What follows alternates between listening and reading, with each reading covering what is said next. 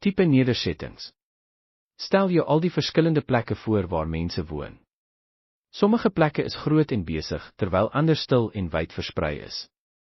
Kom ons begin met dorpe. Dorpe is kleiner as stede maar groter as plase, en hulle het baie nuttige dinge vir mense. In dorpe kan jy skole, dokters, winkels en selfs polisiestasies kry. Mense werk dikwels in hierdie plekke of in kantore. Kom ons verken nou stede. Stede is baie groot plekke waar baie mense woon en werk. Stede het baie hoë geboue soos woonstelle en kantore, groot winkelsentrums, hospitale en skole. Stede het ook uitstekende paaie, elektrisiteit, lopende water en openbare vervoer soos busse en treine om mense te help om rond te beweeg. Kom ons besoek nou plase. Plase is gewoonlik in stil landelike gebiede, ver van die besige dorpe en stede af. Mense op plase plant heerlike oeste en groente. Hou diere soos beeste en skape aan.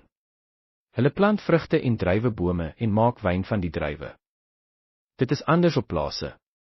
Huise is dikwels ver van mekaar af, en kinders moet soms ver na skool reis, met 'n bus of te voet. Sommige mense woon in informele nedersettings. Hierdie huise word gebou deur mense wat dalk nie huise in dorpe of stede kan bekostig nie. Hierdie huise word dikwels van herwonne materiaal gemaak. En soms is daar nie elektrisiteit, lopende water, behoorlike paaie of toilette nie. Informele nedersettings groei vinnig.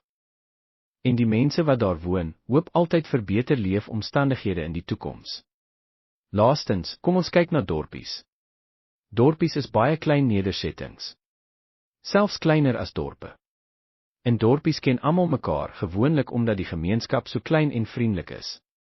Dorpies het dalk net 'n paar winkels, soos 'n klein kafee of algemene winkel, en is dikwels naby plase of hoofpaaie.